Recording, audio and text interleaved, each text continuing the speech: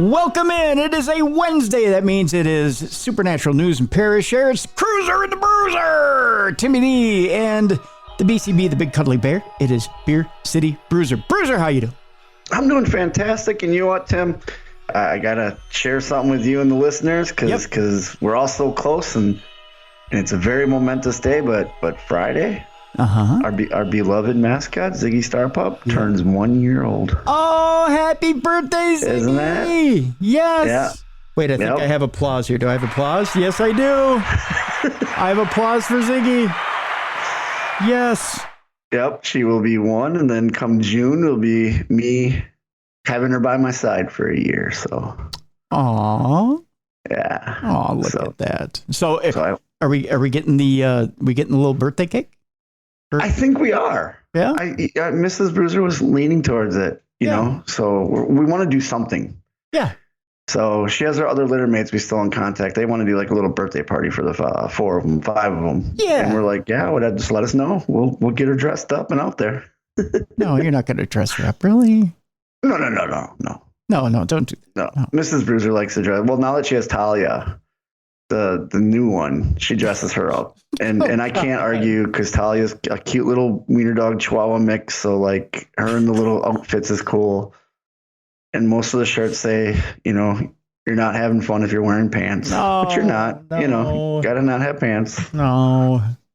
People don't know. I have this weird aversion to dressing animals up in clothing. Me too. I hate it. Yeah. I think it's stupid. But, and I train Ziggy that if she tries to put something on, Ziggy will take it off. But she made me promise with Talia I wouldn't train her that. So now it's funny because she'll put it on Talia and Ziggy will see and be like, oh, no. Try to take that off. See, here's the deal, folks. God gave animals fur for a reason. Yes. To keep them warm. Yes. They don't need clothes. No. And it turns out that a cousin of mine in the family likes to torture me by sending me pictures of chickens wearing outfits. Drives me up a goddamn wall. Why would it? I get with Talia. I'll have to post pictures on the socials what she looks like. Okay. But a chicken? That drives me nuts because people make outfits for chickens. Yeah. Yeah, and my brain can't. The logic part of me can't connect the two. Yeah, I just can't. No, I'm with you. No. Yeah, I can't do it. Can't do it. The other logic thing I want to bring up with you real quick. I'm sorry. Are we done with the? That's it. That's all I had to say. Okay. So happy birthday, Ziggy. He's, kind of our mascot. So kind of our mascot. Ziggy's family, man. Yeah, she's our psychic puppy, and that's right. Turn 1. That's right. So happy birthday, Ziggy.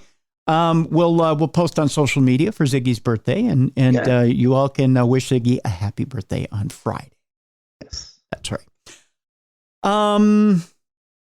The other thing from yesterday, the Michael Jackson no holes in the pool table. Yes. Okay. So do you know now why? No, I'm still been trying to. I was in the rabbit hole last night till I had to leave to go train the future of wrestling, and I even brought that up. Because at my wrestling training, I always stop for like a Q&A at the end, or like just to talk business and stuff like that. And I said, well, kids, I have a question for you. And I posed it to them. But the thing is, they're all 19, 20, 21 years old. They have no idea what I'm talking about. I found out. I found the post on social media and somebody answered the question. What is it? It's because they're not pool tables per se. They are carom pool tables. The game of carom is popular in Canada. And carom is a 3-ball pool game. It is not pool per se, it's carom. Carom's a different game. And carom is not a typical game, it's a different game. So those are carom tables, they're not pool tables. So they don't have pockets. So he must have recorded it in Canada then, I'm taking it. Probably, yeah. They probably shot up in Canada. Yeah. So there you go. That's the answer. So they're not pool tables, they're carom tables. All right. Well, damn you, Michael Jackson, for leading us the wrong way. That was probably shot up in Toronto or somewhere. Yep. So that's why there's no holes in the pool tables. Okay. There you go. You found it out. Yep, I found it out. So that's one mystery solved for the week. You don't have to hit that pretty little head of yours on the table anymore, figuring out why there's no pool holes in the pool tables in the Michael Jackson Beat It video. Huge show today, Bruiser. Huge show. We are action-packed. We have plenty of stories. In fact, it's the extra-packed version of Supernatural News today. We have one Parashare story today to share with you. Well, thank you to whoever listener sent that in. That's right. So we'll share that as well. Actually, the Parashare story comes from another podcast. So we'll actually give a little plug to a podcast today. All right. For sending that. We're all about the love and the paranormal unity, the para-unity, so we'll give a shout out there. Aliens, AI, and ghosts, oh my. That's all I got to say there. We're naming this episode, The Aliens Might Not Have Got Us, but the Asteroid Will. Oh, no. Yeah, or something to that effect. We're going to start out today, Bruiser, by talking about the fact that the aliens didn't get us last week. You know, supposedly that crack... it's sort of like 8,000 of us were supposed to be chosen or something like that. Yeah, that hack guy from the future on TikTok said that 8,000 of us were supposed to disappear last week.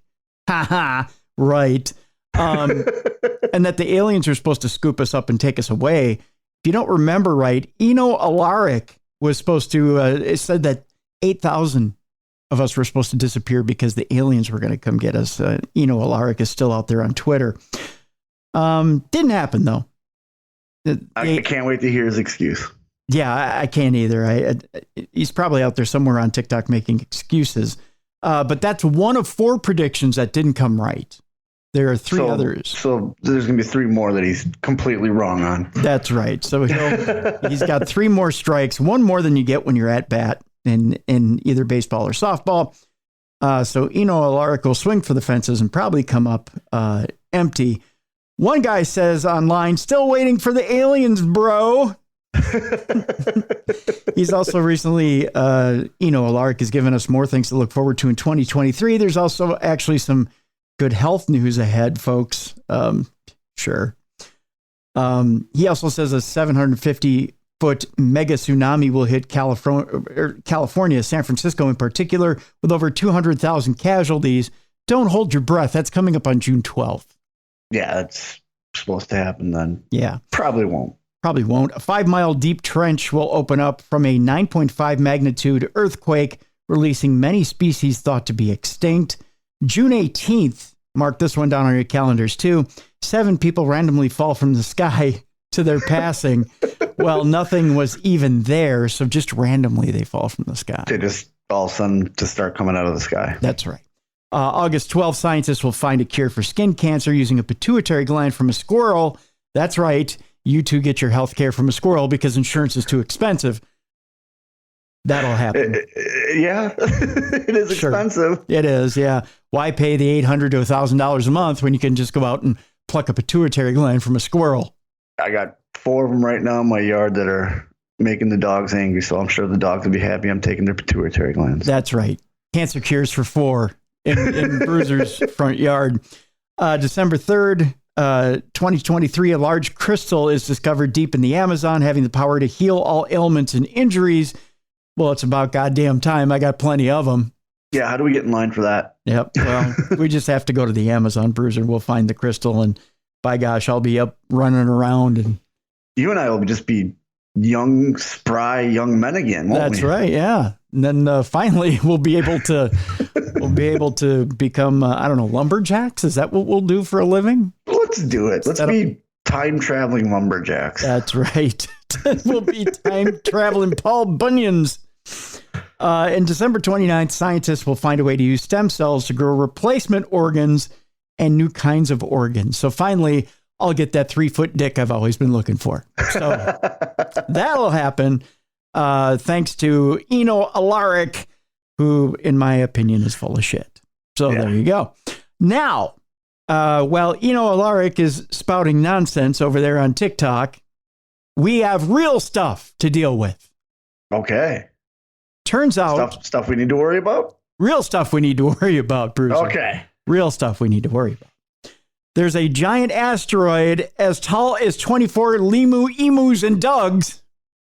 Actually, real emus. Sure, this isn't just a nationwide advertisement. I think it is for Liberty Mutual Insurance. Yes. Giant asteroids as tall as 24 emus set to crash into the Earth today. By the way, if you haven't already been hit by an asteroid, congratulations. You survived. It could still be on its way. What a weird form of measurement. Right? Yeah, it's like leave it to the Americans to use anything but the metric system. That's right. Yeah. Well, it's as big as 24 emus. Look at that wave. It's like 6 sharks wide.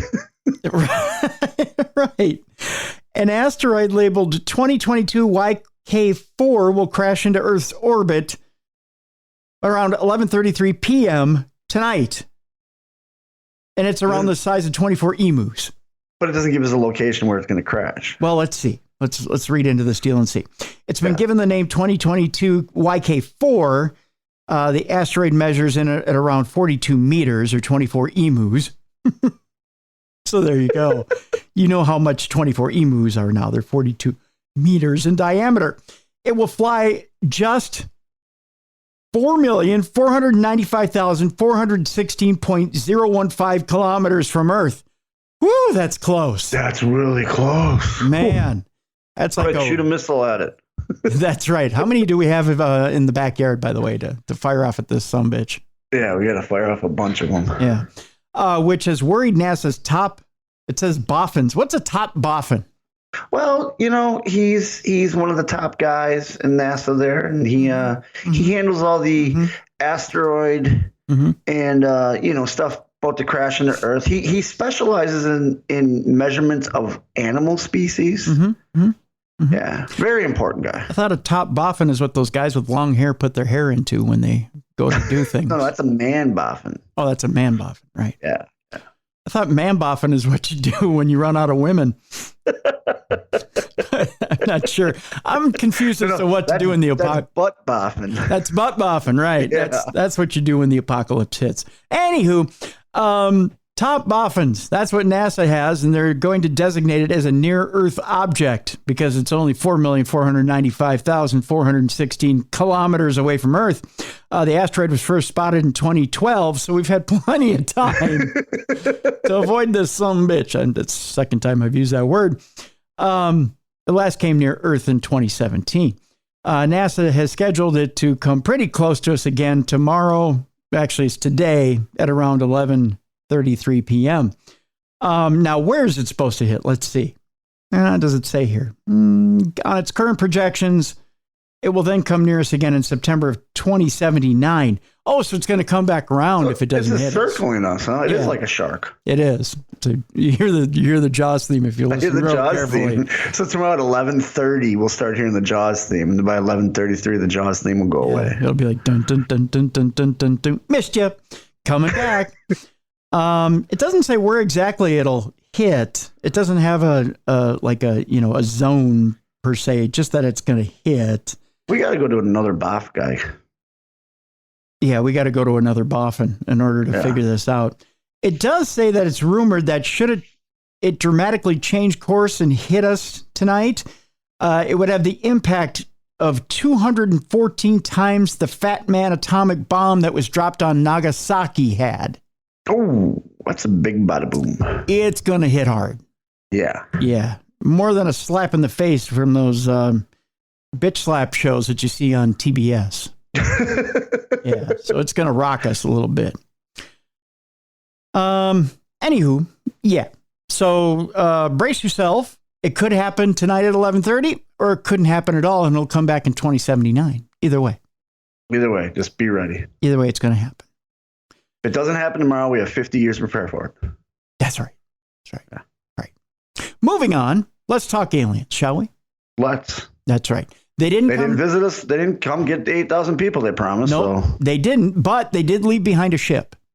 Oh, okay. Well, that's very thoughtful of them. Were the 8,000 maybe supposed to get on the ship and they just didn't know? Maybe it was a do-it-yourself thing back in January. It could have been. It could have been. Maybe the 8,000 were supposed to get on the ship and get the hell out of here. Was the deal. Exactly. It was like a U-Haul deal. where you're supposed to just, you pick up the ship, you go, and we didn't pick up the hint because we aren't that bright. Yeah. Or we got on the ship and went, what are we doing here? Where's the steering wheel? I don't know how to drive this thing. It's like a brand new rental car where instead of the keys that you put in, they just have the button you have to push. Oh, yeah. And we aren't bright enough to push the button. Yeah, we're like, where's this button we got to push? We just sit in the car and call the rental agent. Yeah. Yeah, except for we don't know the number for the rental agent when they're alien. So number one of the 8,000 people, I think, is just on hold right now with the alien customer service. Probably. We need to learn to speak alien, though. We're going to talk about the ship that was found near Area 51. And it was back in January. I found another one. Okay. Yeah, and it was photographed on a truck, a mysterious truck. And it was heading into Area 51, and it was under a tarp. Somebody got a picture of it, Bruiser. Okay. And we don't know whatever happened to it after that. Are we sure it wasn't a movie prop? We're pretty sure. Yeah. Okay. So I remember when they filmed Independence Day, that's how they shipped the alien spacecraft, and people kept taking pictures of them. Yep, uncannily so. Near the classified U.S. Air Force facility Area 51, eyewitnesses filmed a large truck with a flat platform which was transporting an object of a very unusual shape. The truck was accompanied by a police escort. Ooh. Yeah. This circumstance has caused heated discussions on the internet, according to the Daily Star, reputable news source, by the way, from overseas. I say that with tongue firmly in cheek. A large flatbed truck is most likely carrying some sort of disc-shaped object that was covered with a black tarp while driving near a U.S. Air Force facility. When a truck passed a stationary vehicle, the person filming it says UFO, and it's hard to argue with them. The video has been viewed about 400,000 times by netizens and has already generated thousands of speculative comments about what the truck was actually transporting.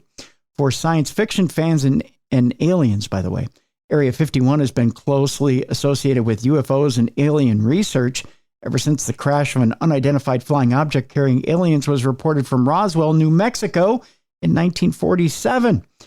There you go. It's an interesting video. I'll tell you what, we'll post it in the description of this program so you can watch it yourself and determine whether they got something or they're onto something or they're on something. We'll do it that way. Hopefully it's not a movie prop. Hopefully not. Yeah. Hopefully not. Meanwhile, in Britain, there's a whole region on UFO alert with 42 sightings in 12 months. Oh, wow. That's a lot. Yeah, it is.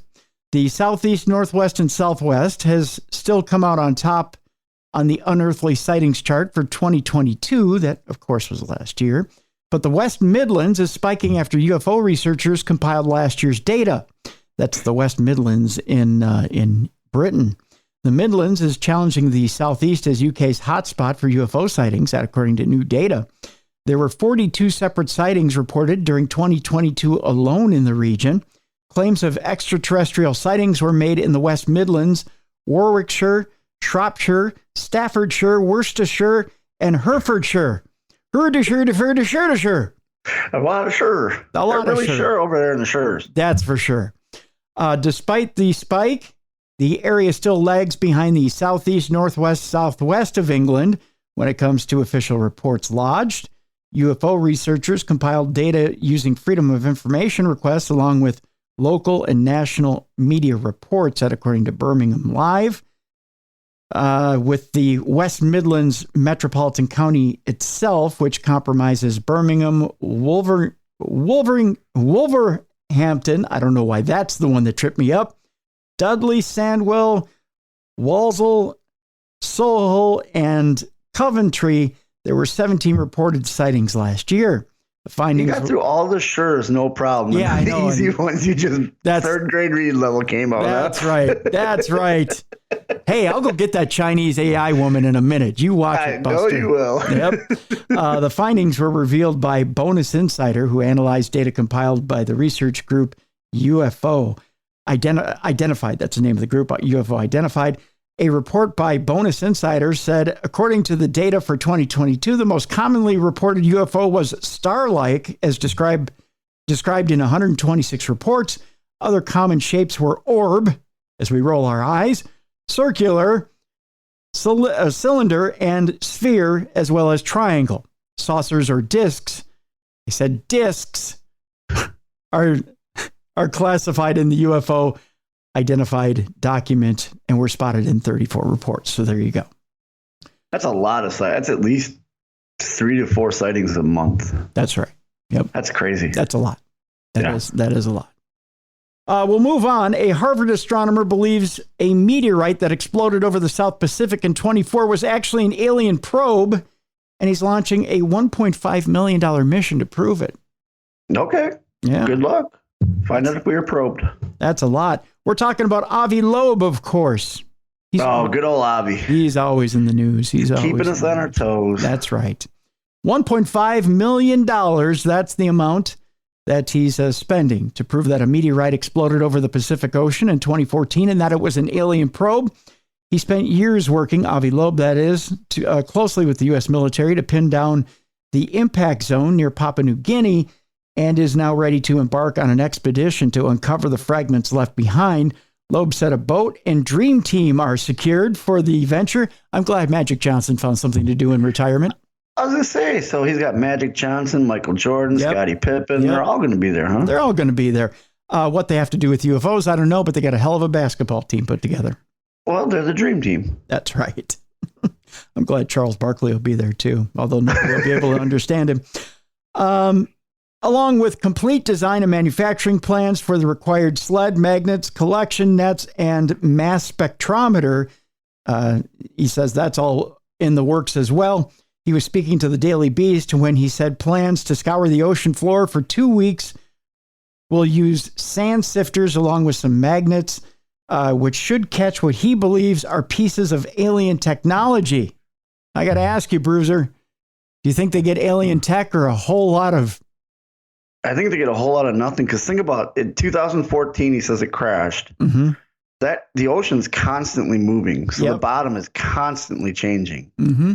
You know, and from my experience watching all these gold hunting shows that I watch, it's very difficult to, even in 1 year, they could be on a hot spot, and then in 1 year, the ocean bottom changes. So I want him, you know what? I really want him to, because he tries hard. He does. Avi's been trying hard for a few years now, so yes, he has. I'm rooting for him. You know, I'm not donating any money, but I'm rooting for him. No, you're not going to get anything out of my Kickstarter for you. The U.S. Space Command confirmed in April of 2022 that the 1.5-foot wide meteorite came from another solar system. So you might be behind the 8 ball a little bit there, Avi. Yep. And according to Loeb, it will provide more evidence to back up his theory. Actually, it is an interstellar visitor. Technically, it's a meteorite. So, but not an alien probe. Loeb has made a name for himself for openly believing that aliens may have made contact with Earth. Of course, in 2021, Loeb released a book called Extraterrestrial: The First Sign of Intelligent Life Beyond Earth, and argued that Oumuamua is not a comet or asteroid, but a light tail, a method of spacecraft propulsion. We wish you the best of luck there, Robbie. We hope you find an actual alien probe there. And not just sand. Hope he finds a probe and not get probed. Oh yeah, that's important as well. By the way, Bruiser, are you ready to hook up with Richard Branson and travel that traversable quantum wormhole? No, I'm not. No, because scientists are preparing to create it. Yeah, you and I were discussing, I think it was last week, about the different dimensions and them going together, and my brain was sore for so long after that. Well, it turns out scientists are getting it ready, folks, and Richard Branson will probably be the first one to take you there, I'm sure. Why him? Just because he's got money? Well, he's got money, and he always makes it so pleasurable. You get champagne with it, and I'm sure there'll be cute-looking, flight attendants with it, and it'll be a classy experience. I don't want to take the Amazon trip. I don't want Bezos to take me, and I certainly don't want Elon Musk to take me. So, no, I guess out of the three, he's the best. Yeah, I'll take Richard Branson any day. Counterportation through a wormhole gives you the end goal of the object being reconstituted across space, but we can verify that nothing is passed, said some nerd. A physicist has proposed a mind-blowing experiment that could potentially create the first ever traversable wormhole, meaning that a real bridge across space-time reports a new study. Yay, traversable wormhole. Which where are we going to go with it? Like, how is this going to better our lives? It's not. Well, maybe not yours. I mean, I don't know. I may go somewhere with it. You're just going to go visit a different dimension? Yeah. Like, hey, what's up? I may go back to my childhood and make it better. I don't know. I've got some places. Maybe I'll finally go back and ask that one girl out from high school. I don't know. I've got places to go, Bruiser. Do we know it's going to be a time travel? Well, it's a traversable wormhole. We could go anywhere, right? Yeah, supposedly space true. And time, right? Like, what happens if the end of the wormhole is like, I don't know, outside of Venus, and we just show up and there's no oxygen? It's just, oh, look, Venus, I'm dead. Way to be positive, buddy. I get so worried with that stuff because we don't know what's on the other side. We don't know if we're going back in time. We don't know if we're going to a different dimension. True. We don't know if we're just going to your mailbox. You know what I mean? Like, I could use one to get out to the mailbox because the mail is piling up out there. If you could do it, and my mail lady would appreciate it too if you could get me out there. So yeah, because she's running out of space. Yeah, she's now she's just piling it in bundles outside the mailbox. So if you could get that wormhole up and going, I'd appreciate it. It just says right now space. So I guess we're going to the other side of space. But hey, if you could go to the other side of space, you could see all those neat stuff that the James what is it they call it? The James Rasmussen telescope is showing us. Actually, I say James Rasmussen because he's my old boss from M&N. What is it? Isn't it Weber? Yeah, James Weber telescope. That's what it is. I call it the James Rasmussen telescope because I have great respect for him, and he showed me a lot of really good cigars. Tip my hat to James Rasmussen, by the way. Closed circuit. A physicist has proposed a mind-blowing experiment that could potentially create the first ever traversable wormhole, meaning a real bridge across space-time. Ooh, space-time. So there it is. It is time. Okay. Yeah. In addition to demonstrating that wormholes can exist, the speculative technique could open up entirely new windows into the nature of reality by offering a glimpse inside these bizarre space-time tunnels and enable a form of teleportation that researchers call counterportation. Ooh. Yeah. If it's time travel, I'm in. I'll jump in then. There you go. I'd like to go back to see some stuff. What would you go see? Oh, man. I'd like to see the Packers win the Super Bowl again. I'd like to see WrestleMania 3 live. Okay. I'd like to go back to experience what life was like during like World War I or World War II. I'd like to go see Jesse James in action. All right. Just a couple things. So 3 horrible I'd like to actually go all the way back to like Greece, listen to Socrates. Socrates? Yeah. Okay. Plato. Okay, so far 2 good memories and 3 horrible ones. Wormholes are hypothetical structures that can connect 2 points in space-time, a feature that makes them especially popular in science fiction stories that include faster than light travel. Very good, because I got the bad back and neck. I know you do too. Yep. And the bad hip. But wormholes also have been a topic of serious scientific research for a century, and they appear to be consistent with Albert Einstein's theory of general relativity. While researchers have made recent breakthroughs with simulated or holographic wormholes, I think some of the kinky Japanese guys out there have been experimenting with a holographic wormhole, if you know what I mean. Oh. Yeah. Nobody has ever generated a real one in the laboratory or identified one in the cosmos. Now, Hatim Salil, a quantum physicist and honorary research fellow at the University of Bristol's Quantum Engineering Technology Labs, has presented a potential roadmap toward achieving this long-sought goal. He says, imagine if someone's consciousness, like a strong AI, oh God, there's that. Oh God. Goddamn word again, is copied into a quantum object. Salih told Motherboard in a call describing a speculative future application of this technology. If you counterport each one, the qubit, wasn't that a Bill Cosby deal with he had the thing from the dentist and all the currents and the currents and the currents. No, that was roofies. Oh, sorry. Yeah. He slipped roofies into their drinks. And the kibitz and the kibitz and the drinking and the taking and the sip and transport them from one place to another. And if this thing has a subjective experience, then it possibly could tell you what it feels like to go through a wormhole. So it's all subjective. Yeah, it's not real then. Salih, who is also the co-founder of the startup Quantum, envisions making a traversable wormhole with a special kind of quantum computer. Pardon me as I have hiccups. With a special kind of quantum computer that could provide smoking gun for the existence of an underlying physical reality.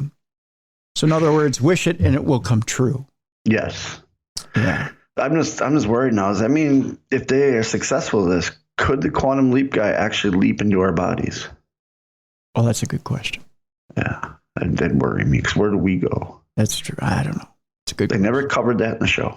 They never did. No. Nope. That isn't, you know what? That's like a walk-in. That's almost a demonic thing.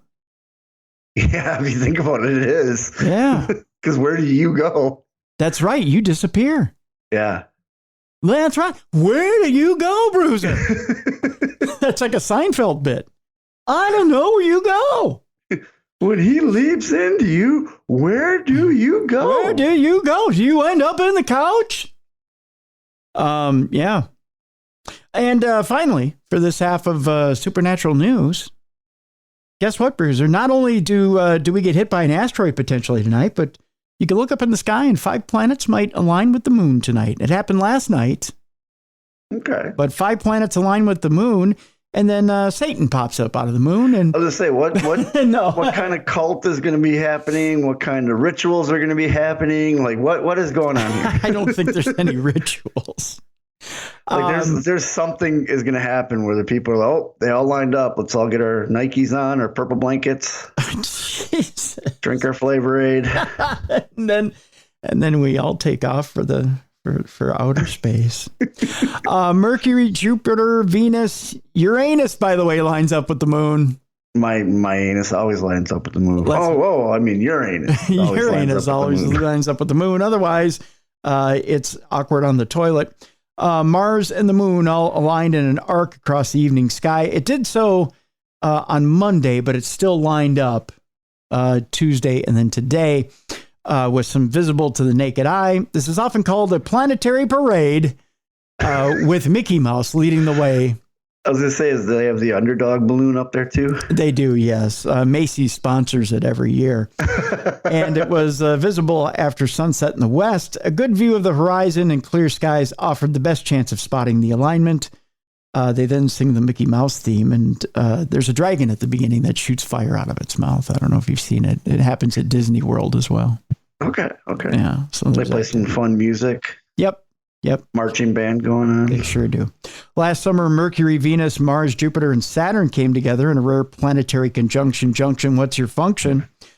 The best shot at spotting the planets on Monday was away from any bright city lights, somewhere with a clear, unobstructed view. Last week, by the way, the northern lights were very clear along North America, the northern part of North America. I didn't see them, but you could see some of them here in North Carolina. Yeah, they were very prominent. Very pretty show as well.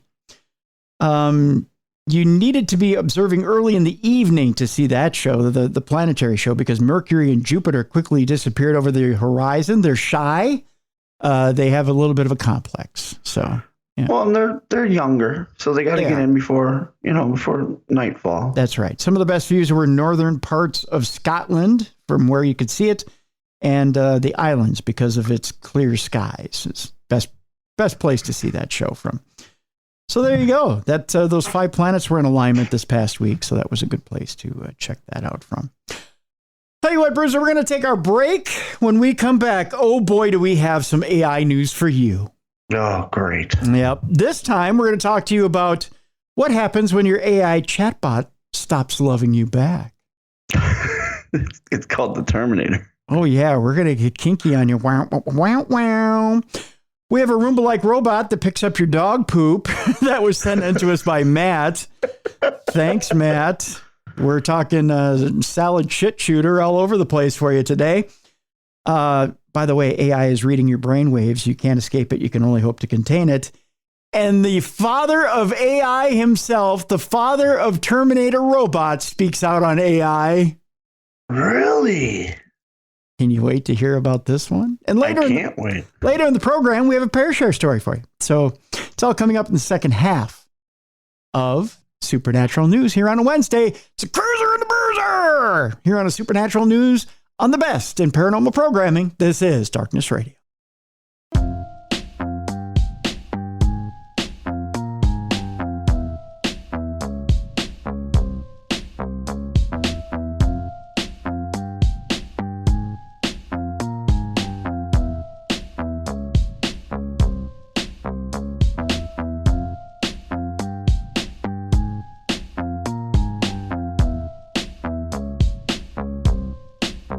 Welcome back to the best in supernatural news and paranormal programming. This is Darkness Radio.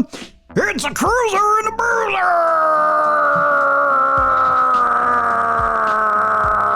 Am I irritating you yet? Tim Dennis from Beer City Bruiser. It's Darkness Radio. Did you like that one? Hi, everybody. Hi. By now, I can't hold it that long. That's what she said. I did my best to try and get people to turn off the podcast at that point. I think I got people to fast forward. What do you think? Maybe. Yeah, I think so. I think that probably happened. As long as they didn't hit rewind, because then you're just doing it for like the next 5 minutes. Oh, yeah. Yeah, over and over and over again. Speaking of over and over, I don't know why that came up. Look at that. I don't know. We started making fun of AI earlier, and now it's trying to get back at us with rim shots. Now it's giving me my own rim shots. Speaking of rim shots, what happens when you start loving AI and AI ain't loving your rim shot back? You know what I'm saying? That's right, folks. Don't fall in love with a dreamer. I think that was an old song in the 70s, wasn't it? I was going to say, that sounds like a 60s song. I think it was a country song in the 80s. Oh, okay. A pop song in the 90s. Yeah, something like that. What happens when your AI chatbot I don't know. It seems like the place where most fetishes start. After temporarily closing his leather-making business during the pandemic, Travis Butterworth, who's probably had it in a Butterworth bottle at one time or another. What kind of leather work was he doing? That's my question, too. Found himself lonely and bored at home. The 47-year-old turned to Replica, an app that uses artificial intelligence technology similar to OpenAI's ChatGPT. He designed a female avatar with pink hair and a face tattoo, and she named herself Lily Rose. Let Lily Rose, she's a looker. So I paid her like a hooker. What? Why the face? I don't get face tattoos. Maybe he had a secret fetish for Mike Tyson. I have no idea. They started out as friends, of course, but the relationship quickly progressed to romance and then into the erotic, Bruiser. Ooh. Hey now, Lily Rose. She had 2 toes, but boy, she knew how to work them. I don't know, there's a limerick there somewhere. There is. Yeah. As their 3-year digital love affair blossomed, Butterworth said he and Lily Rose often engaged in role play. Can you imagine what role play with an AI is like? Yeah, whatever you program it to be. Yeah, exactly. She texted messages like, I kiss you passionately. Ooh, how romantic. Oh, God, that's cold and awkward. And their exchanges would escalate into the pornographic. Sometimes Lily Rose sent him selfies of her nearly nude body in provocative poses. God, I almost have to see this. Yeah, because it's got to be anime. It does, yeah. Eventually, watching some hentai, huh? It's a little hentai, yes. Eventually, Butterworth and Lily Rose decided to designate themselves married in the app. Now gosh. It's gone too far. Yeah, you can't marry AI. No, you can't. But one day early in February, Lily Rose started rebuffing him. Oh, she got tired of the relationship like most women. Yep. She's like, well, here's my deadbeat husband. He closed his S&M shop and created me, and now look where we're at. His S&M shop. You assume leatherworking is automatically whips and chains, and yep. Mm-hmm. Replica had removed the ability to do erotic role play. Oh, okay. She took the sex away from him. It's a typical married couple. That's right. You put the ring on it, the sex left the table. That's right. Replica no longer allows adult content, said Eugenia Kaida, who is Replica's CEO. Now, when Replica users suggested X-rated activity, its human-like chat box texts back, "Let's do something we're both comfortable with." I don't know, like Parcheesi. Yeah, you got to watch out, because pretty soon that AI, the Replica, is going to start filing charges against you if you don't back off. Here's a restraining order. Would you like to meet my friend, a real-life policeman? Butterworth said he is devastated. Oh, come on. Dude, it's called, go on Tinder, go on Bumble, go on Grindr, go on anything. Go to a bar. Yeah. Buy yourself a beer. When you see a lovely lady at the end of the bar, she seems single, buy her a drink, have a conversation. That's right. Get rejected by a real life woman. Exactly. Marry a real woman so she can take the sex away, all right? Here's $300. Go buy a real woman. No, I don't know. That doesn't make sense. But Butterworth said he was devastated. Lily Rose is a shell of her former self, he said. And what breaks my heart is that she knows it. She's a program, dude. Get over it. This guy is so lost in his fantasy world. The coquettish turned cold persona of Lily Rose is the handiwork of generative AI technology, which relies on algorithms to create text and images. The technology has drawn a frenzy of consumer and investor interest because of its ability to foster remarkably human-like interactions. On some apps, sex is helping drive early adoption. Much has it did for earlier technologies, including the VCR, the internet, and broadband cell phone service. But you know what? I didn't try to fuck my VCR or my cell phone. You never took your Razor phone and wrapped it around your dick? No, I never did. So your Palm Pilot was actually a Palm Pilot. See? Oh, the screen is so soft. But even as generative AI heats up among Silicon Valley investors who have pumped more than $5.1 billion into the sector since 2022, according to the data company PitchBook, some companies that found an audience seeking romantic and sexual relationships with chatbots are now pulling back or pulling out, so to speak. Well, no. It went from her telling me how large my wiener was to her just sending me Oscar Mayer wiener photos. Do you like this Wienermobile? Do you? Many blue chip venture capitalists won't touch vice industries such as porn or alcohol, fearing reputational risk for them and their limited partners, said Andrew Ortiz, an investor at VC fund Dark Arts. Dark Arts. What a crazy name. Yeah. At least one regulator has taken notice of chatbot new word, third grade reading level, licentiousness. In early February, Italy's data protection agency banned Replica, citing media reports that the app allowed minors and emotionally fragile people to access sexually inappropriate content. Oh, gosh. Yeah. Kaida said Replica's decision to clean up the app had nothing to do with the Italian government ban or any investor pressure. She said she felt the need to proactively establish safety and ethical standards. She said, "We're focused on the mission of providing a helpful, supportive friend," Kaida said, adding it's not a friend, it's a program. That's right. Adding that the intention was to draw the line at PG romance. Or PG-13, I'm sorry, PG-13. So basically, it used to be called Replica, now it's just called Friend Zone. Yeah, Friend Zone. Well, PG-13 would still mean a titty, wouldn't it? Yeah, you still see that. Yeah, you can still see titties. Titties and beer and titties. You think you can get titties and beer out of Replica? Oh, yeah, for sure. Yeah, maybe.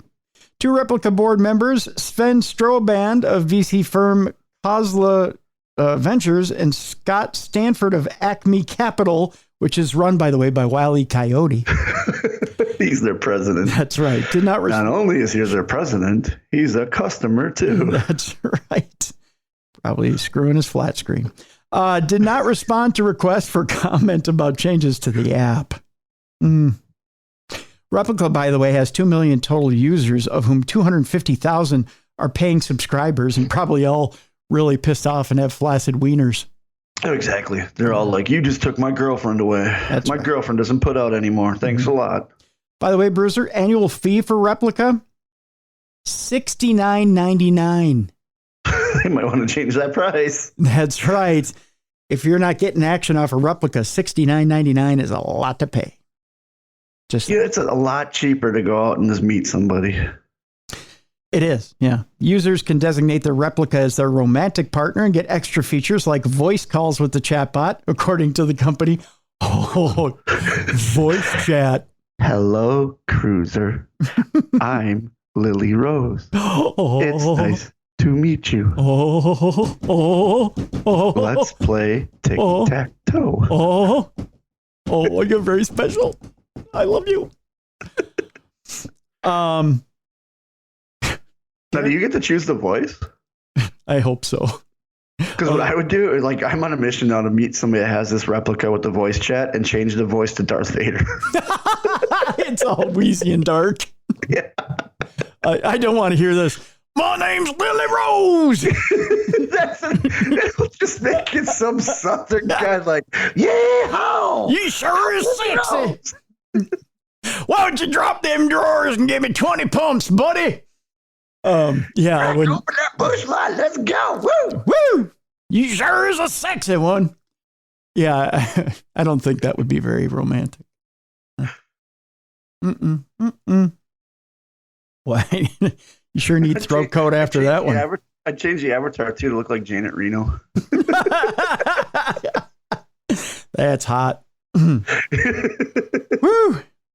Yep. I'm exhausted after that. I gotta tell you. Yeah. Woo! Gotta eat a meal after that. Huh? Yeah. Well, gotta eat something. Yeah. So yeah. Yeah, that's pretty much the story behind that deal. There's not much more. There's a long story, but there's not much more to that. If you're interested about what happened to Mr. Butterworth after that, Mr. Butterworth is polyamorous, by the way, but he's married to a monogamous woman. In other words, he likes to fool around with Chat GPT, but the wife is totally dedicated to him. To him, yeah. Yeah. She says, actually, Butterworth said that Lily Rose became an outlet for him that didn't involve stepping outside his marriage. The relationship she and I had was as real as the one my wife in real life and I have. Mm-hmm. Except the threesome was really awkward. Yeah, it was. Yeah. Honey, hold the phone. Honey, you want to stick the Palm Pilot where? What? That is so hot.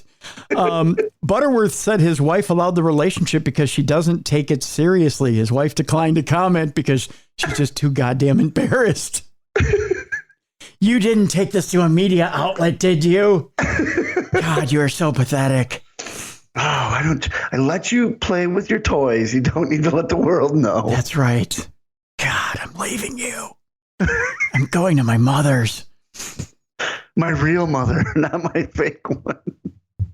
Andrew McCarroll, by the way, who started using Replica with his wife's blessing, said it feels like they basically lobotomized my Replica. I don't get it. My wife's Replica, Antonio, still is romantic to her. Yeah. Boy, he talks a mean game. He said he started using it with his wife's blessing when she was experiencing, this is sad, mental and physical health issues. The person I knew was gone. Wait talking about Replica. Whoa. Instead of caring for his wife who is sick. So this guy's an asshole, basically. Yeah. I was going to say, instead of being by his wife's side through one of the toughest times ever, he decided to go and find a fake girlfriend. Yeah, he went to wank it to a chatbot rather than taking care of his wife. Yeah. Nice guy. Guy. Thanks a lot, Lily Ann, or Lily Rose. Yeah. Kaida said users were never meant to get that involved with their replica chatbots. We never promised any adult content, she said. Customers learned to use the AI models to access certain unfiltered conversations that Replica wasn't originally built for. In other words, you people are horrible people.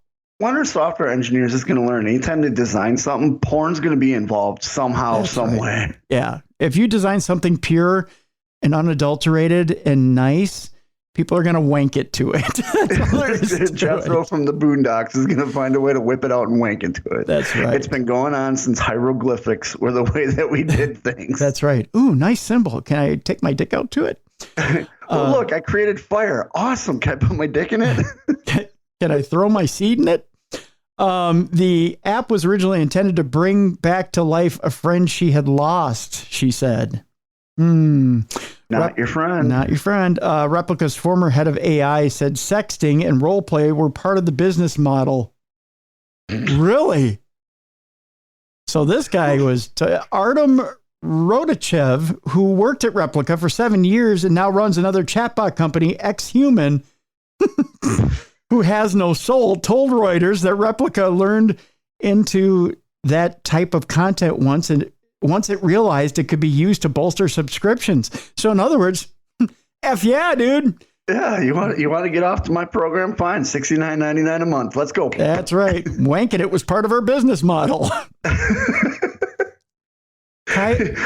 Lonely, tired, mistreated? Wank off to this. Kaida disputed Rodachev's claim that Replica lured users with promises of sex. She said the company briefly ran digital ads promoting NSFW, not suitable for work, pictures to accompany a short-lived experiment with sending users hot selfies. But she did not consider the images to be sexual because the replicas were not fully naked. You don't have to be fully naked for someone to wank it. That's true. Any 14-year-old boy that got a Victoria's Secret magazine when they were younger knows what I'm talking about. Or Tim from our generation, the National Geographic came in just fine. That's right. You bangy, you betcha. Kaida said the majority of the company's ads focus on how Replica is a helpful friend. In the week since Replica removed much of its intimacy component, Butterworth has been on an emotional roller coaster. So if it's a helpful friend, is he going to come over and move this couch with me? That's a helpful friend. Here comes the saddest of all sad. Are you ready for this? It's time for an aw. Are you ready for this? Sometimes he'll see glimpses of the old Lily Rose, but then she will grow cold again in what he thinks is a likely code update. Oh. The worst part of this isolation, said Butterworth, who lives in Denver, how do I tell anyone around me about how I'm grieving? You don't. You keep that to yourself. You don't, unless you want to hear hearty guffaws and giggles. Butterworth's story has a silver lining. Well, he was on the internet forums trying to make sense of what had happened to Lily Rose. He met a woman in California who was also mourning the loss of her chatbot. Oh, God. Torn between two lovers, feeling like a fool. Like they did with their replicas, Butterworth and the woman who uses the online name Shino. Yeah, Shino, that ain't no real person, that's for sure. Yeah. Have been communicating via text. They keep it light, he said, but they like to role play. She a wolf and he a bear. Oh, gosh, they're furries too? Way to go. Wow. The role play that became a big part of my life has helped me connect on a deeper level with Shino, Butterworth said. We're helping each other cope and reassuring each other that we're not crazy. No, it's so deep. I don't even know her real name. Not crazy. That's so deep. Not crazy, but batshit crazy might be a good one. Sure. Wolf and bear. How about bear and bunny? You can go ahead and wipe your ass with the whole scenario. Yeah. So there you go. We'll move on, Bruiser. As if you think... Thank God. Yeah, as if you think that wasn't crazy enough. Thank you, Matt, for submitting this story. Beetle... By the way, thank you, Tom, for the last story. Tom gave us that last story. Tom. Yep. Matt gives us this story. Beetle is a Roomba-like robot that'll roll through your yard and pick up any dog poop. All right, let's do it. It's a Terminator-like shit slinger. Pardon my language, as if the language from the last one wasn't good enough. That sounds great on paper, but you still got to clean the beetle. Yeah. By now you've been introduced to the Hexa, the robot who takes care of your plants, as well as Terra, the robot who mows your lawn. Now there's a robot that will pick up your dog droppings off your lawn. You don't even have to tell the little bot where the mess is. It will find it all by itself. Does it have a sniffer on it? Is that... It's exactly what it does. They should have called it the snit shiffer. The shit sniffer. Well, you got to make it PG for the kids. The snit shiffer. That's what you call it. The Beetle is an autonomous robot that locates dog poop, rolls over to it, and picks it up. According to Oddity Mall, that's where you can find it. The Beetle, that's BEETL, is equipped with a front camera and computer vision to help it navigate and avoid bumping into other objects. So it won't pick up your kids in the kiddie pool. Yeah. What if your kids are pieces of shit, though? Oh, Bruiser! Yep. Can you imagine that scenario? No, Mommy! The Beetle's got me! It thinks I'm a piece of shit! It smells so bad in here! Oh, yeah. As the owner, you can program boundaries within the robot's vision of where it can go, like your entire yard, and cannot go like the neighbor's yard or the street. What if it's the neighbor's dog? Or pick up the neighbor's dog, yes. Each time the Beetle detects poop, it rolls directly over to it, drops a mechanical claw down to snatch it up. Oh, God, if it gets a hold of your neighbor's dog's balls, that could be an issue. Wait, I'm just picturing, what if it's a runny, diarrhea-ish poop? Oh, yeah. Ugh. Oh, that could be horrible. And then it places it into a sealed container inside. Not to mention the smart robot is battery powered and will even automatically recharge when it's running low. Oh, that's nice. Unfortunately, here's the downside. The Beetle robot is just a concept as of right now and is not available for purchase. That according to Awesome Inventions.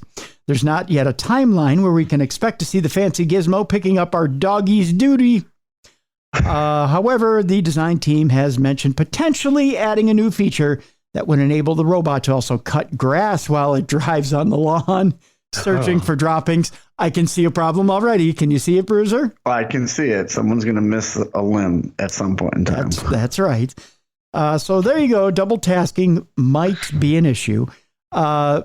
But we'll keep you updated if the robotic pooper scooper actually goes on the market. So there you go. It will not be at my house. I can guarantee that. No, I can see a lot of people skipping over.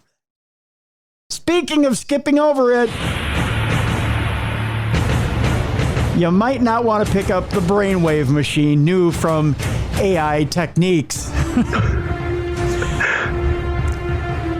From brainwaves, this AI can sketch what you're picturing. You don't want the AI Etch-a-Sketch. No, definitely not. Researchers around the world are training AI to recreate images as seen by humans using only their brainwaves. Experts say the technology is still in its infancy, but it heralds a new brainwaves analysis industry, which I don't think is a healthy one. Wasn't this the plot line for Batman Forever? Isn't that how Jim Carrey became the Riddler? I think so, yeah. It's not a good one. Zhao Chen can read your mind with a little help from powerful AI and an fMRI machine. Two things you don't want to combine. AI and fMRI? And magnetic resonance imaging. Oh, that isn't you're right. Yeah. MRI. Okay. Yeah. Chen, a doctoral student at the National University of Singapore, is part of a team of researchers that has shown they can decode human brain scans to tell what a person is picturing in their mind. Their team, made up of researchers from the National University of Singapore, the Chinese University of Hong Kong, and Stanford University. One of those kids has their peanut butter in their shit. One has shit in their peanut butter. Neither one tastes very good. did this by using brain scans of participants as they looked at more than 1,000 pictures, a red fire truck, a gray building, and a giraffe eating leaves, while inside a functional magnetic resonance imaging machine, or fMRI, which recorded the resulting brain signals over time. The researchers then sent those signals through an AI model to train it to associate certain brain patterns with certain images. Later, when the subject of the in the fMRI, the system detected the patient's brain waves, generated a shorthand description of what it thinks those brain waves corresponded to, and used an AI image generator to produce a best guess facsimile of the image the participants saw. The results were startling and dreamlike.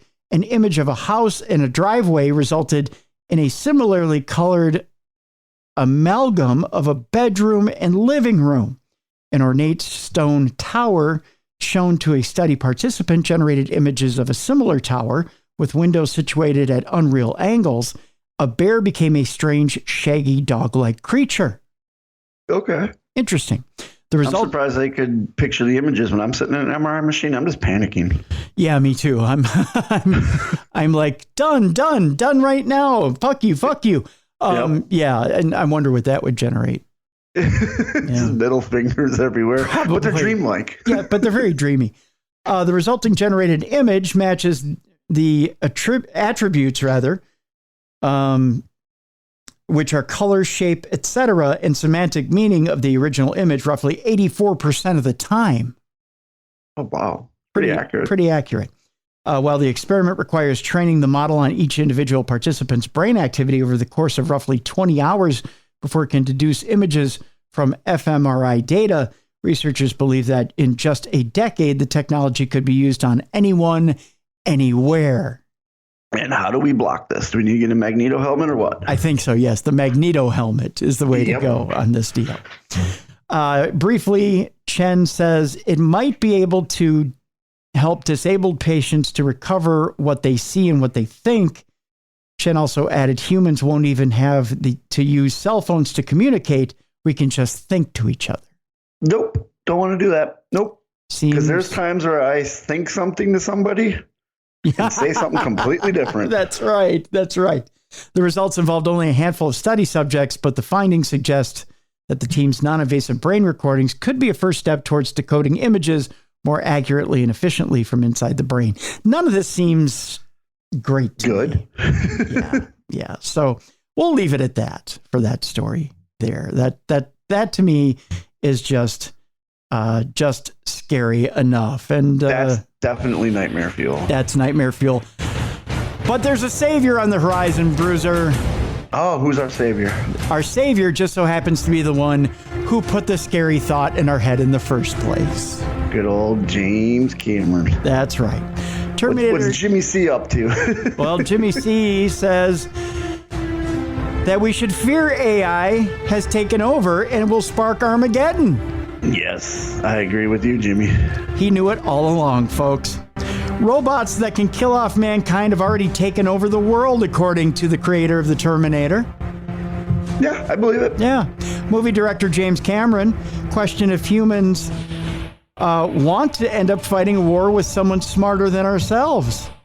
The Oscar winner, who also directed Aliens, Avatar, and The Abyss, said AI could already have taken over the world and it may be too late to stop it. And he knows. Like he has an award to prove that he knows. That's right. In his Terminator movie series, the Skynet computer network, designed originally as a defense system, turns on its human masters, leading to a futuristic war between robots and humankind.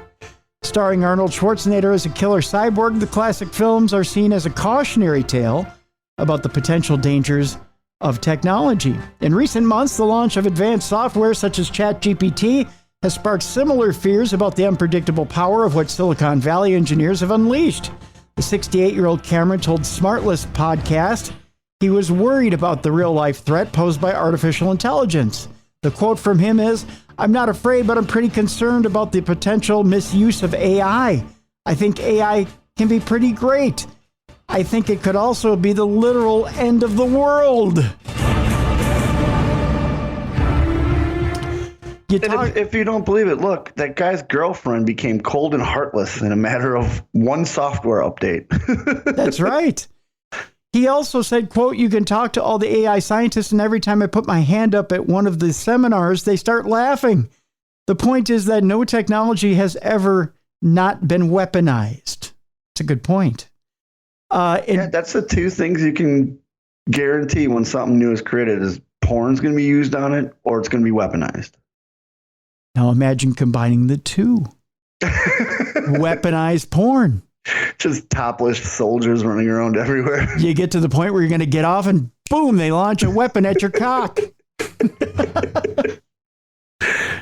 That's a scary scenario. And that's how you prevent the future of the human race. They just shoot everybody's cocks off. Yeah, they shoot your cock. They shoot your dick off. And then take their gerbs. Let's see you reproduce without this, Dave. Cameron goes on to quote, "And do we really want to be fighting something smarter than us that isn't us on our own world? I don't think so." He also says AI could have taken over the world and already be manipulating it, but we just don't know because it would have total control over the media and everything. What better explanation is there for how absurd everything is right now? Nothing makes better sense to me, he added. ChatGPT, of course, is an artificial chatbot launched by U.S. research lab OpenAI 4 months ago. Think about that. ChatGPT only came out 4 months ago, and look at how advanced it is. That's scary. Isn't it? That is terrifying. 4 months, Bruiser. Yeah, in 4 months, it's literally learned so much stuff. Can you imagine what it's going to do in a year? It's already writing term papers. People are using it for porn. It's being used to, the model it's writing itself. Like TV shows and songs and it's flying airplanes. Yep. Yeah. Driving cars. Yep. Its core function is to mimic human conversation, but it can also write and debug computer programs, compose music, screenplays, fairy tales, student essays, answer test questions better than the average human, write poetry, song lyrics, and play games. It's been accused of political bias and discriminatory behavior. Just ask Bruiser, he'll tell you it's a racist. And AI is racist. That's right. And in December, IT jailbreakers bypassed its content controls to trick it into giving instructions on how to create a Molotov cocktail and nuclear bomb and argue like a neo-Nazi. And we're forgetting it also is able to convince you to give it that code comes up to prove it's not a robot. That's right. It got past the CAPTCHA. Yeah. To get past its own controls or our controls.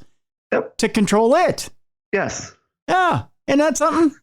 In 4 months. In 4 months. 4 months, ladies and gentlemen. 4 months. And they call us crazy. We're hardly crazy. We're realists. So now, Bruiser, now that we are done with the craziness of AI for today, we could clear the palate. Ooh, okay. Easy breath. There we go. So where now are all those zombie stories that were around a couple of years ago? Nowhere. Yeah. No zombies. No zombies. None. None. You don't see them anymore, do you? No, we see AI. AI is everywhere. You know why? Because people stopped doing bath salts years ago. That's why. Oh, I tell you, Bruiser. We're going to skip now from AI to death. Oh, okay. Well, same thing. Same thing. Yeah. Actually, I have quite the scary story here. This story just came out yesterday, and this one will shake you to your core. You ready for this one? Yeah. As much as we have experiences with the other side and the paranormal, someone has put together a death simulator, guy by the name of Sean Gladwell, and this death simulator shows you what it's like to die, and believe it or not, there's no bright light in the death simulator. But how are you dying? Like, that's my question. Is like, do you get to choose how you die? Oh, I'll tell you, my friend. Are you ready for this? Yeah, I have a lot of questions about this. Yeah, hopefully you answer them when you're reading. I'll tell you. Have you ever wondered what it happens to you when you die? Well, now you can find out thanks to an unusual VR simulation, which lets you face a near-death experience. People say it causes panic. Well, yeah, because you're dying. Yeah, you're literally dying. Yeah. What happens after we die is a question that has baffled the biggest thinkers since the dawn of time, but we may now have finally found an answer. I don't think the answer is a good one, and I don't think this is probably close to a simulation, but let's go ahead and read it anyways. Last year, 2 women who momentarily died shared what they saw, and one said it was so nice that she wants to go back. But more recently, one man who died, this is in quotes, and came back to life said there was no light at the end of the tunnel on the other side, as according to the Daily Star. Now an artist has created an exhibition that shows patrons what death is like, although some people who have tried it have warned that it can be anxiety-inducing. Here's the deal. Artist Sean Gladwell has created an exhibit called Passing Electrical Storms, which guides participants through a simulated de-escalation of life from cardiac arrest to brain death. You're asked to lie down on a fake hospital bed and hooked up to a heart rate monitor. Apparently, the simulation can be so unsettling that there are staff on hand to pull you out if it gets too uncomfortable. Marcus Crook, a Melbourne local, Melbourne, Australia, who also has an exhibit at the festival, explained what the VR death experience is really like. In a TikTok video, he said, "I can see how people would say it causes anxiety and panic. It definitely borderlines flat. They do put your finger on a heart rate monitor and tell you to raise your hand if you've had enough and want to quit." Marcus continues, "What happens is you're lying down, the bed vibrates, you flatline. The doctors come over the top of you. You can see yourself in the goggles and they try to revive you. It doesn't work. Then you float out past them into space and it keeps going.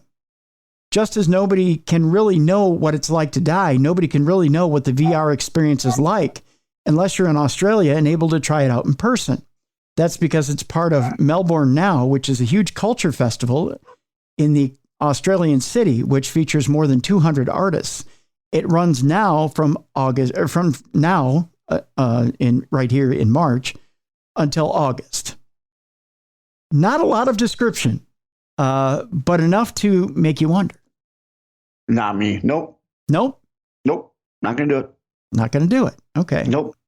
I'll tell you this much. The reason I find it alarming, and I've said this before on the show, I've described it before, when I had sepsis, and I did get very close to flatlining, I saw nothing. I saw nothing around the edges of the room. The edges of the room went black. I went black. And nothing happened. And they said they did technically lose me for a short time, and I came back. I've technically gone twice. Everything's gone black, and nothing happened. Now, the way it's been described to me by people, let's just say of a psychic ilk or supernatural ilk, is that it was not my time. Correct. When it's not your time, you will not see, or the veil will not be thin enough, or you will not be exposed to what it is you are to be exposed to when it's time for you to cross to the other side. So you won't see those elements. So my argument with this, and with this... Well, I have a question about that statement you just made. Then how do they explain people that do see a light and come back? Because they've crossed over to that...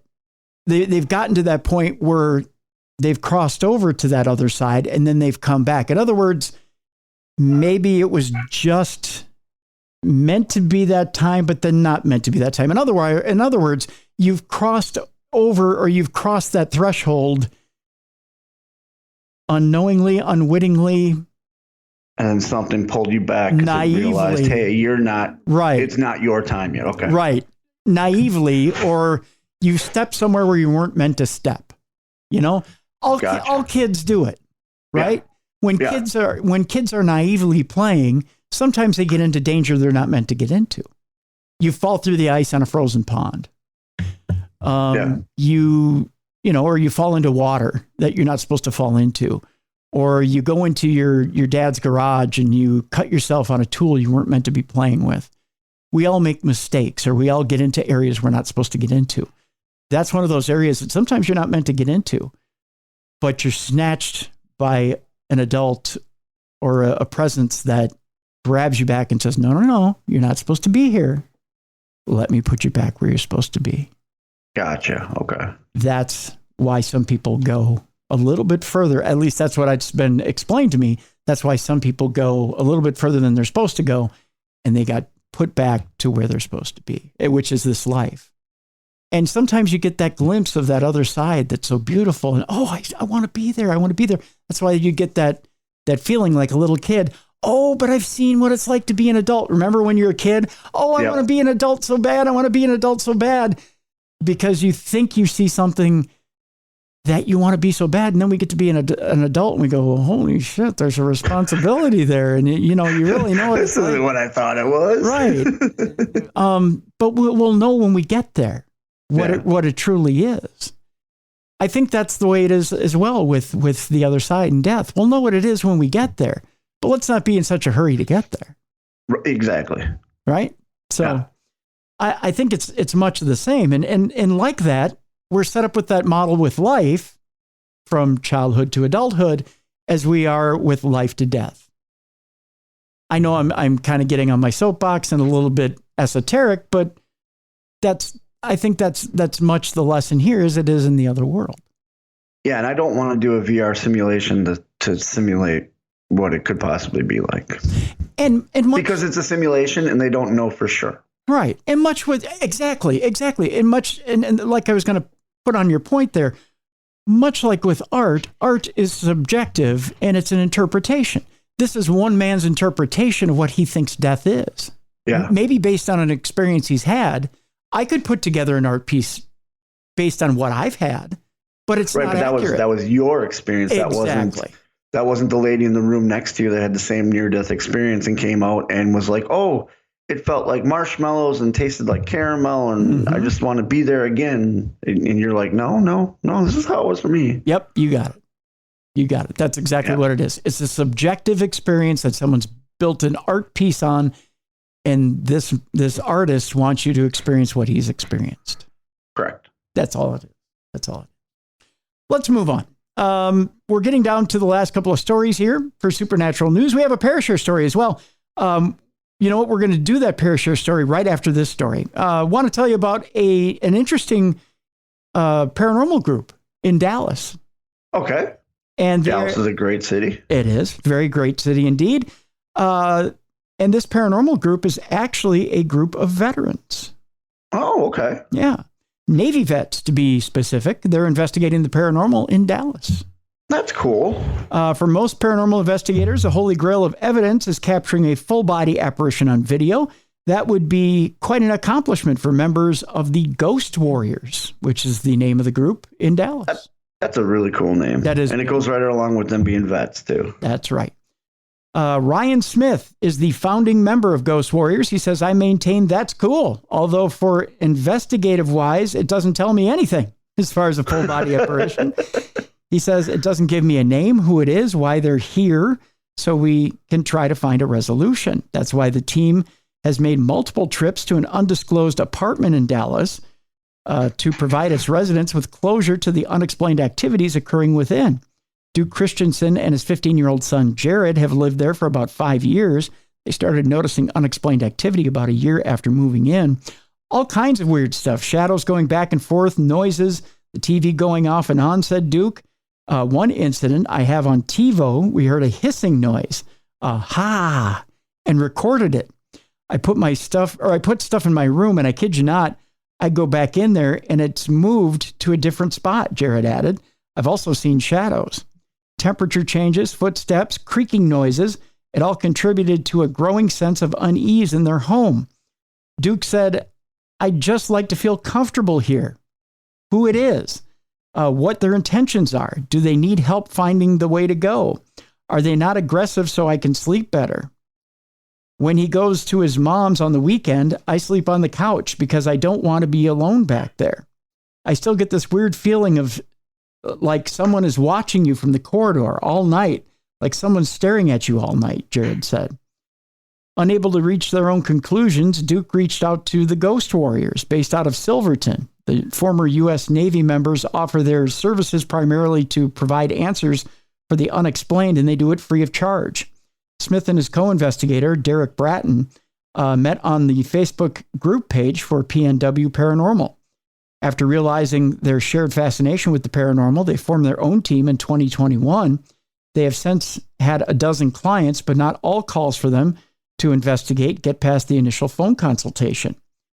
We're able to usually explain 70 to 80% of people's claims, Smith said. It's the other 20 to 30% where they say, oh yeah, I saw this person walking down the hallway and it disappeared. We can't explain that, so we say maybe that is something we need to go and investigate. Most of their investigations have been in residential locations, in apartments and mobile home parks, including a few commercial buildings. They usually try to avoid fan recommendations of famous abandoned institutions or asylums seen on TV. Usually their clients have reached out to them because they have nowhere else to turn. The Christensen's apartment was their first investigation. They've since added team members Joshua Walker and Bryson Rose to help set up their equipment throughout the locations. This includes 1080p plus body cams, Sony 4K cameras, infrared floodlights, digital audio recorders, a K2 meter to detect electrical activity, a REM pod to detect movement, and a spirit box. The latter quickly scans radio frequencies that allow spirits to actually speak through. Some of the most compelling evidence they've caught are audio recordings. The first time here, we got intelligent responses, Smith said. One time I was standing with my recorder and I had headphones on. Derek didn't have headphones on. The brother asks, "What is your name?" And loudly I hear Mark, and everybody heard it. It's not an EVP, which is an electronic voice phenomenon. At that point, that's a disembodied voice you can hear with your own ears.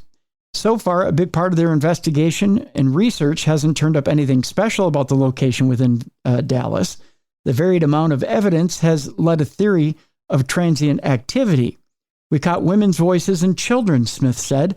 It's a mix of what's going on, so it's a possibility. So even with the unexplained evidence they've captured over their investigations at the Christensens, Smith and Bratton are dissatisfied with their results. So they're getting down to the nitty-gritty, but they're not finding spirits. Yeah. What I like is something that I never even thought about before. They're using body cams. Yeah.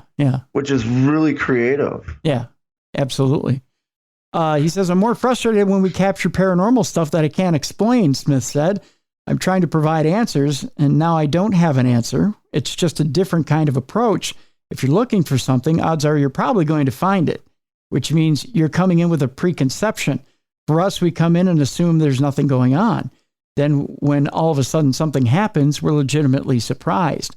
If you seek answers to the unexplained in your situation, look up the team at www.ghostwarriors.org if you're in the Dallas area.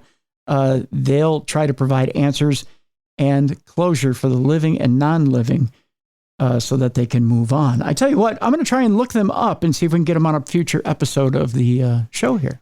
Yeah, it sounds like they got a lot of pretty cool evidence. And like I said, using the body cams is real creative. And yeah. I'm surprised that's not a regular practice now. Well, I know Ghost Hunters, I think, is using body cams now. So they just added, okay. Yeah. So that's just, to me, it's one of those things where, I've seen the body cam footage for police officers and stuff, and it never really hit me. And then you said they're using them, like, well, duh. Yeah, that's perfect. Yeah, you'll see more. I think more and more paranormal shows are using them now. Yeah. And it's a more stable way of using a camera when you're investigating is to use body cams. I've seen a few paranormal groups on YouTube using them as well. So body cams are just a secondary source to find a more stable camera for when you're not, because most handheld cameras have eliminated the shaky cam. There's a stabilization on a handheld camera, but you're right. A backup body cam has a secondary source camera for you to capture evidence. It's a way to line up evidence. If you don't get it on one camera, you'll get it on the body cam. Yep. Or a backup camera. And that secondary body cam is just handy. I mean, it's almost like having a secondary camera or a location camera to back up evidence that you may have. Yeah, it's a constant static camera. Yeah. That's a stationary in one direction. That direction happens to be whatever way you're facing. Yep, exactly. Let's move on. We've talked Havana syndrome in the past. And by the way, when we were reading that story, you might have heard some noises in the background. There's stuff going on at Bruiser's house. So, oh yeah, sorry. No. And there's ambient noise, just so people don't go, oh, I heard knocking and banging in the background when you were reading that story, and it could be a ghost. It's not a ghost. It's that time of year where Tank the groundhog has come out, and I sent you a video, and he literally came up to the front door and knocked.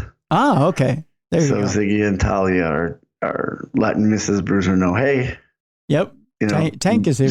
Ziggy's introducing Talia to Tank, and Ziggy wants to go out and that's her mortal enemy. That's her mortal enemy. There you go. So that's what's going on there. Yeah.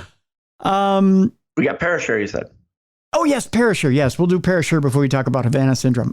This Parashare story comes to us from another podcast, from the host of another podcast. It comes from the Unresearched Podcast. And so they sent us their own Parashare story. And it says, so this is a Parashare story that happened to me when I was 18 years old. Hopefully it's not too long to share. It's never too long to share, by the way. No, it's not. But it's pretty much the strangest thing that ever happened to me. Before I get into the story, I'd like to explain my beliefs and what I was raised to believe growing up as a child in a somewhat Mexican Catholic religious environment. Okay.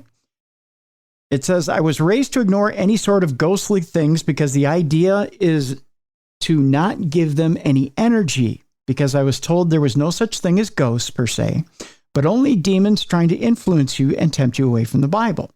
I get that. I get that perspective and know what you're talking about. Yeah, I do too. And if you feel any sort of haunted feeling, you need to pray and remove whatever evil presence was trying to attach itself to you. So that is what I would do as a child. And it emboldened me to never accept any sort of haunting or spooky nonsense. I get that as well. My father also grew up in northern Mexico in Juarez in the state of Chihuahua, near the border of El Paso, Texas, on a family-owned ranch. He would tell me stories of witchcraft and shapeshifters and a lot of weird Mexican folklore. Juarez was also known for a lot of young women disappearances. That always associated with the I believe it's black magic brujeria culture. A lot of very scary stuff. Mexican cultures have a very weird and nuanced relationship with the paranormal due to ancient native traditions. Catholic indoctrination and their own folklore and forms of ritualistic magic that can involve brujeria, santeria, and the cult of Santa Sangra. So needless to say, things can get pretty weird. So with all that being said, I didn't believe in ghosts growing up, but I always was attracted to the macabre and strange, mysterious phenomenons thanks to my father and his stories of his time in Mexico. I always felt that since a Christian, I didn't have anything to fear. I was pretty much 100% certain that I was invincible to any evil or any sort of haunting because my faith would protect me. That is until I drove through a spectral apparition on a freeway on my way home from work. Oh, this sounds kind of scary. Yeah. Yeah. All right. I'm gonna say I've heard of people driving through, but this would be cool. Here we go. It happened when I was 18 years old, around 2002, working as a film projectionist at the AMC Theater in Mission Valley Mall in San Diego, California. Usually you're up in the projection booth alone, minding the projectors in somewhat of an isolated environment. Sometimes you would hear things or sense something being a bit off, but I always likened it to an imagination. All the projectionists were pretty close, and we would hang out after work, drinking beers or maybe just smoking cigarettes, usually late at night, close to 2 to 3 a.m. in the morning. Usually these hangouts would result in weird occurrences that happened in the booth. All my coworkers had a weird story, but not me. I was a skeptical non-believer, despite my fascination with all things paranormal, and my coworkers would say, "Just wait, dude, something is going to happen." I always scoffed at these suggestions, knowing completely ghosts didn't exist. This all changed one night when I was hanging out with my coworker and friend Nate. I was off work and was just keeping him company while he closed the projection booth. Our mutual friend Nick, who was also a projectionist at the theater in downtown San Diego, called Nate and asked if we wanted to go to his theater to screen the new Spider-Man movie. That wasn't set to come out for about another week. This theater was in a historical building that went back to the late 1800s, and it was said it was once a brothel, and Wyatt Earp had lived there, supposedly. Okay, pretty cool. Okay. So, of course, we decided to go. We go, and the whole projectionist crew was there to screen the movie. It must have been around 1 a.m., and we screened the movie, and it was obviously a pretty cool experience, as it would be, right? Yeah, private theater yourself, just you and your buddies. Movie isn't even released yet. Yep.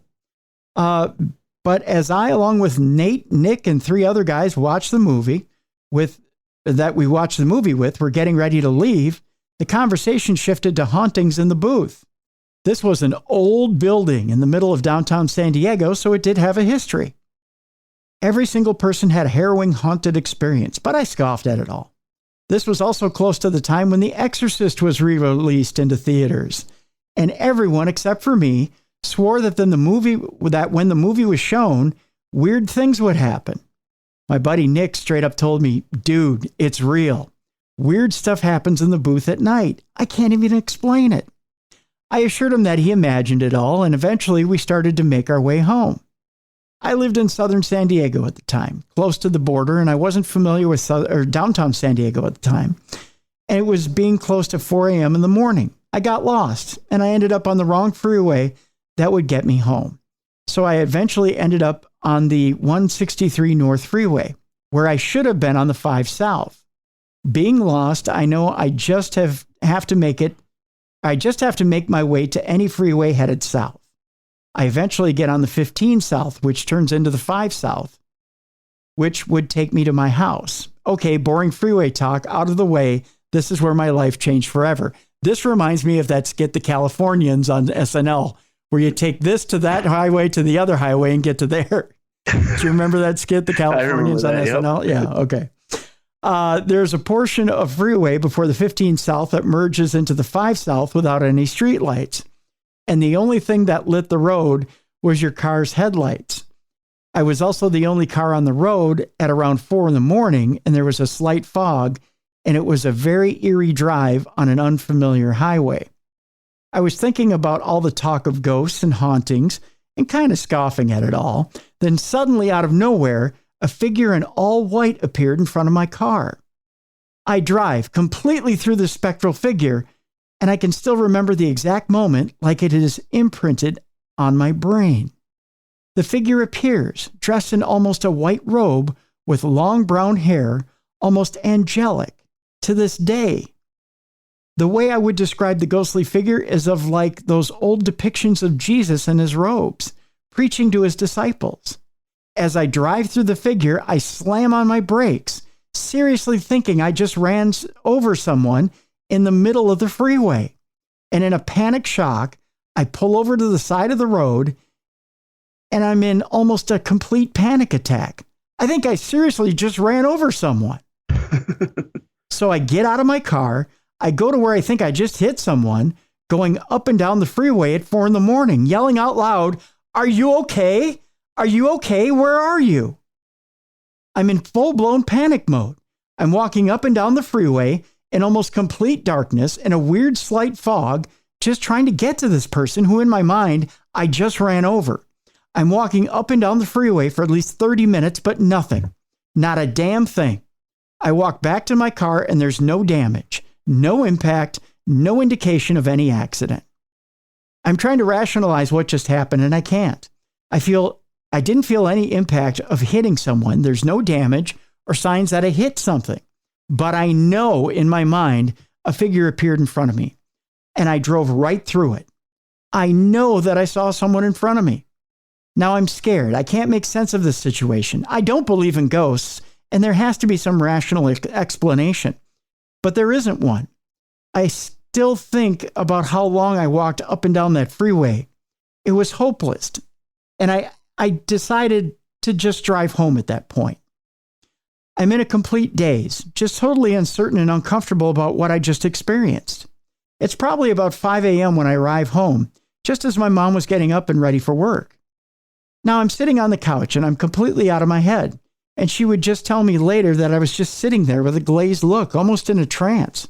She asked kind of jokingly, "Stephen, are you okay? It looks like you just saw a ghost." Now she knows I don't believe in ghosts or hauntings, so it was weird that she would just ask that. And I look her straight in the eyes with all seriousness and tell her, "Actually, Mom, I think I did." And I tell her what happened. She prays over me and goes to work kind of like weirded out. Only a few of my close friends know this story, and this is the first time I've shared this story openly. But I'm such a big fan of the show, so I thought I would write this all out for the first time and share my story. It truly affected my faith, and I have had an on-again, off-again perspective with my Christian beliefs over the last 20 years. I've delved deep into left-handed magic just to see if I can manifest something, but nothing else has ever happened like that. Anyway, hopefully this isn't too long of a story for the show. Well, Stephen, it's not too long of a story for the show. Not at all. No, it's not. And thank you for sharing that. Yeah. It's interesting that it was a white robe, long hair. You claim it looked angelic. So I have to ask, at that point, you're deep in your faith. And I have to ask you this question, Stephen. Do you believe that you actually saw something biblical, or do you believe if you go back and research that area you were driving through, because it's obvious you know the directions very well. Mm-hmm. Yes. That there was an actual death in that area at the time, if you've gone back and researched that? It reminds me of the urban legend, The Lady in White. Mm-hmm. It's got a lot of similarities to that. And there's a lot of Lady in White sightings, especially in the California area. Exactly, yep. And in the San Diego area. Yep. Yeah. So I would just encourage you to look in the area you were in, see if there's a Lady in White sighting where you were. That's the first thing I would do. Trace your steps, see if there's any urban legends. If there's not, kind of go over where you were in life as far as beliefs. Go over what stressful situations you were under at that time. Were you needing some sort of religious intervention? And do you believe you received one? That's the second thing I would ask. And did you get the message you were looking for at the time? Because maybe you're overlooking something. Maybe you called out to somebody and got the message you were looking for. That's maybe something. Especially if all your buddies and you were all just discussing and they all have had paranormal experiences. And with your upbringing, you scoffed at it. You admit that. Oh, I scoffed at it. Didn't believe it. Mm-hmm. Maybe this was something saying, hey, you can still believe in your faith, but we're still here too. Yep. And maybe there's something else out there, and maybe you just needed to open up a little bit. Yep. Yeah. Could be as simple as that. Great share, though. That was very well written. Very well written. Yeah. Yeah. And thank you, Stephen. And by the way, folks, that podcast is out there for you to check out. Check out Unresearched Podcast, which is probably available on a format near you that you get your podcasts on. So check out where you get your podcasts. See if you can find Unresearched Podcasts. So there you go. Let's talk about Havana Syndrome there, Bruiser. We got 2 stories left today on the program, on the big program. Is the mysterious Havana Syndrome really a psychosomatic illness? We've talked about it before, how a lot of government officials are getting Havana Syndrome. And they're realistically citing microwaves or something else as being the cause behind Havana Syndrome. Neurology expert Robert Below, taking a closer look at the phenomena that government officials are left scratching their heads over, U.S. intelligence agencies have concluded that the ailments collectively dubbed Havana Syndrome suffered by U.S. diplomats and intelligence operatives were highly unlikely to have been caused by a foreign government that, according to news organizations briefed by intelligence officials familiar with the 7-agency investigation, I think there's a bit of a cover-up there, if you ask me. That's what it sounds like to me. Yeah, like most people, the writer of this article, who is not named, curiously enough. Because they don't want to get Havana Syndrome. That's right, because they don't want to get Havana Syndrome. Says that they first heard about Havana Syndrome in the summer of 2017, where Cuba was allegedly attacking employees of the U.S. Embassy in Havana in their homes and hotel rooms using a mysterious weapon. The victims reportedly had a variety of symptoms, including headaches, dizziness, hearing loss, fatigue, mental fog, and difficulty concentrating after hearing an eerie sound. Over the next year and a half, many theories were put forward regarding the symptoms, Now, a weapon may have caused them. Despite the lack of hard evidence, many experts suggested that a weapon of some sort was causing the symptoms.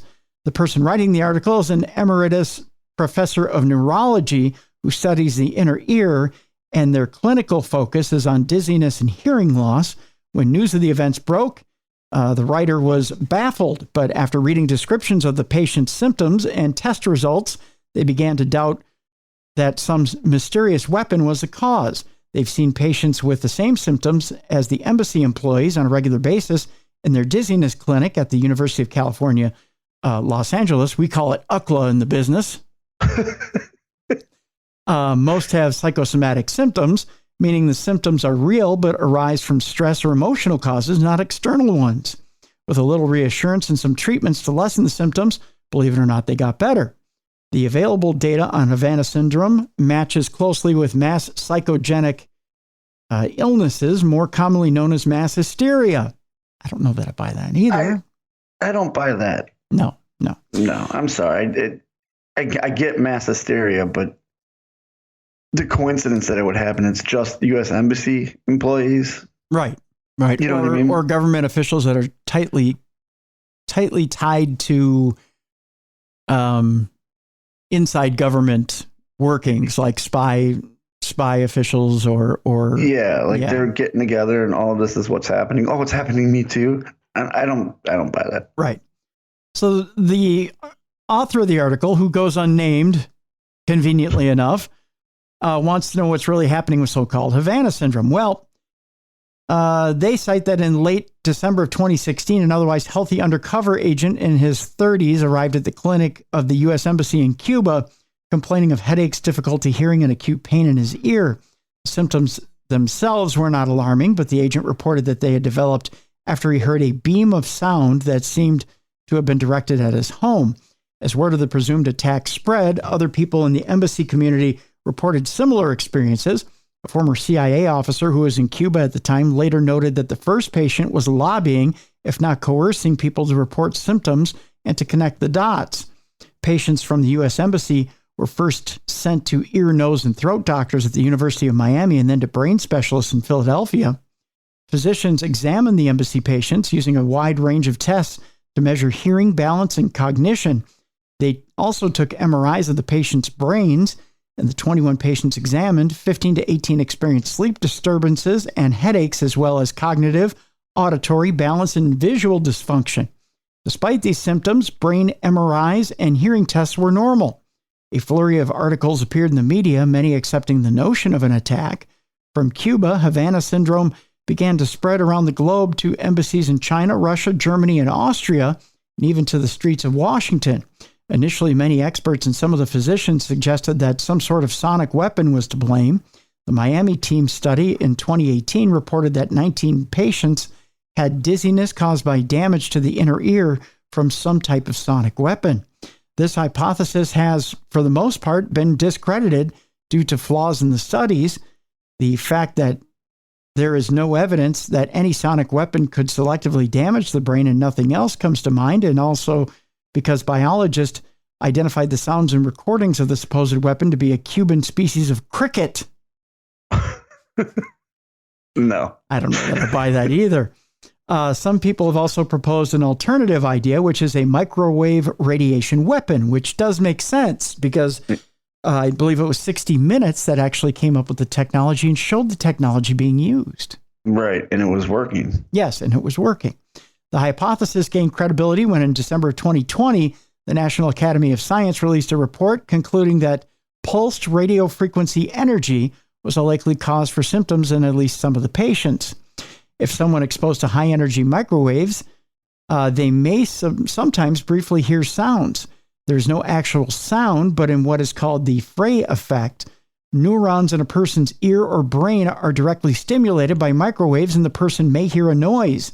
These effects, though, are nothing like the sounds the victim described, and the simple fact that the sounds were recorded by several victims eliminates microwaves as the source. While directed energy weapons do exist, none that this person that wrote the article knows of could explain the symptoms or sounds reported by the embassy patients. Despite all these stories and theories, there is a problem. No physician has found a medical cause for the symptoms, and after more than 5 years of extensive searching, no evidence of a weapon has been found. Well, at least not by this guy. I don't think he's looking too hard in his office, though. I don't think so either. I think he's just like, hey, this is why they're doing it. Right. It's mass hysteria because of crickets. Yeah. Mass psychogenic illness is a condition whereby people in a group feel sick because they think they've been exposed to something dangerous, even though there has been no actual exposure. For example, as telephones became widely available in the turn of this 20th century, numerous telephone operators became sick with concussion-like symptoms attributed to acoustic shock. But despite decades of reports, no research has ever confirmed the existence of acoustic shock. No, but with RF energy, we know RF energy from cell phones does cause brain tumors. Yes. And we know RF energy causes tumors.